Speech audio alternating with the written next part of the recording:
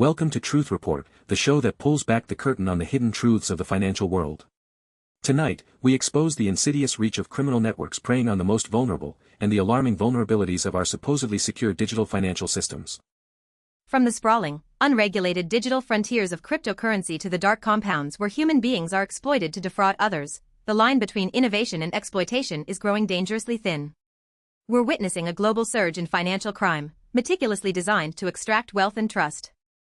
We uncover how sophisticated cyber gangs operate with impunity, creating elaborate scams that mimic authority, and how even cutting-edge financial platforms are repeatedly failing to protect user assets from well-orchestrated attacks.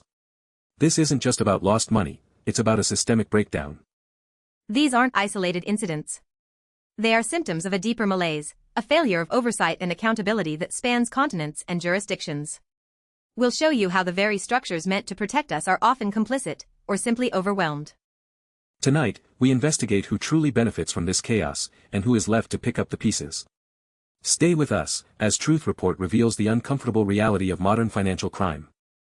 Our first investigation takes us to Southeast Asia, where a recent raid in Cambodia has peeled back the curtain on a truly horrific operation. According to reporting from the South China Morning Post, police discovered a compound designed as a factory for fraud, revealing the global reach and ruthless efficiency of cyber gangs. Imagine walking into what appears to be a typical office building, only to find rooms meticulously designed to replicate Singaporean and Australian police stations. This was the scene, not of a legitimate operation, but of an abandoned fraud hub, littered with the grim detritus of shattered lives and stolen identities. The documents strewn across desks and floors weren't mere trash, they were detailed profiles of victims, complete with their phone numbers and, chillingly, their bank account balances. One such profile belonged to a 73-year-old Japanese retiree, another to an American woman who had disclosed she was a victim of domestic abuse. These aren't random targets, these are highly vulnerable individuals. This level of detail speaks to an extensive intelligence-gathering operation. These gangs aren't just cold calling, they're researching, profiling, and specifically targeting individuals based on their financial standing and, more disturbingly, their personal vulnerabilities. The emotional manipulation here is calculated and cruel. And the tools of their trade were right there, scripts for elaborate love scams, designed to foster deep emotional connections before extracting money. Other scripts detailed how to impersonate police officers, exploiting fear and respect for authority to coerce victims into compliance. This is psychological warfare, pure and simple. It's a chilling reminder of how these criminal enterprises exploit trust and desperation. The compounds themselves are often sites of forced labor, where victims of human trafficking are coerced into becoming the perpetrators of these very scams, trapped in a cycle of abuse and crime. This adds a layer of human rights atrocity to financial fraud. The revelation of these fake police offices is particularly damning. It shows a sophisticated understanding of how to instill fear and urgency, mimicking official investigations to convince victims that their money is at risk and must be secured by transferring it to the scammers. It's a highly effective, deeply cynical tactic. The fact that these compounds can operate for extended periods, building such detailed victim profiles and infrastructure, raises serious questions about local governance and law enforcement. How can such large-scale criminal enterprises thrive without some level of complicity or willful ignorance from authorities? Indeed, Maya. The sheer scale and international scope, targeting victims from Japan to the United States, underscore the transnational nature of these crimes. These aren't small-time operators, these are organized syndicates with sophisticated structures, often backed by significant resources. We must ask, who truly benefits from this human misery? Clearly, the criminal syndicates at the top of these organizations amass immense wealth. But there are whispers, persistent rumors, of corrupt officials turning a blind eye, or worse, actively facilitating these operations for a share of the illicit profits. The victims, on the other hand, lose everything. Not just their life savings, but their dignity, their trust, and often, their mental and emotional well-being. A 73-year-old retiree losing his entire pension means a lifetime of work, gone. An abuse victim exploited further is a profound injustice. The broader implications are staggering. These operations erode trust in institutions, both financial and governmental. When people can't distinguish between real authorities and sophisticated impersonators, the fabric of society begins to fray. It's a silent war on public faith. This situation demands a far more robust international response, but we see hesitation, even in action. Governments are failing their citizens by not clamping down on these hubs of exploitation. The lack of accountability for these massive criminal enterprises is a glaring indictment of global law enforcement cooperation. And what about the digital platforms? Social media companies where these scams often initiate contact, or telecom providers whose networks are used. Do they bear any responsibility for enabling these criminals, even inadvertently, by not implementing stronger safeguards or cooperating more effectively with investigations? The answer, unequivocally, is yes. Now, let's pivot from human-orchestrated deception to the world of decentralized finance, where sophisticated technical vulnerabilities are emptying user wallets. Our second story, reported by Ars Technica, details a significant breach affecting the dYdX cryptocurrency exchange, where malicious packages drained user funds. This incident marks at least the third time dYdX, a prominent decentralized exchange, has been targeted by thieves. This isn't just a random attack. It indicates a persistent vulnerability or a repeated targeting by sophisticated threat actors who clearly see dYdX as a lucrative mark. Let's break down malicious packages. In the world of software development, applications like dYdX rely on hundreds, sometimes thousands, of third-party code libraries or packages. A malicious package is essentially a Trojan horse, code injected into one of these dependencies that, once integrated, can execute unauthorized commands, like draining user wallets. This is a classic supply chain attack, where attackers compromise a less secure component within a larger system to gain access. For an exchange processing billions in transactions, the integrity of every single line of code, every dependency, is paramount. The fact that this has happened repeatedly is alarming. Ars Technica's reporting confirms the devastating outcome: user wallets emptied.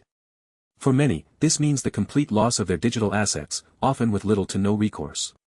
In the largely unregulated crypto space, there's no FDIC insurance protecting deposits, no central authority to appeal to. The term decentralized is often heralded as a strength, but in these scenarios, it often translates to a lack of accountability and protection for the end user. When your funds are gone due to a technical exploit, who is responsible? The exchange? The developers of the compromised package? Often, the answer is nobody. This isn't just about dYdX. It points to a broader systemic issue within the decentralized finance, DeFi, ecosystem. The rapid pace of innovation, the reliance on open-source code, and the complexity of interconnected smart contracts create a fertile ground for vulnerabilities that sophisticated attackers are all too eager to exploit. Every time one of these platforms is exploited, it erodes trust in the entire crypto space. Users are promised security and autonomy, but repeatedly face the reality of technical risk that can lead to total financial loss.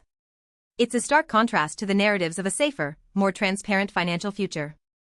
What does, at least the third time, tell us about dYdX's commitment to security? It suggests either a fundamental flaw in their architecture, insufficient security audits, or a failure to learn from previous incidents.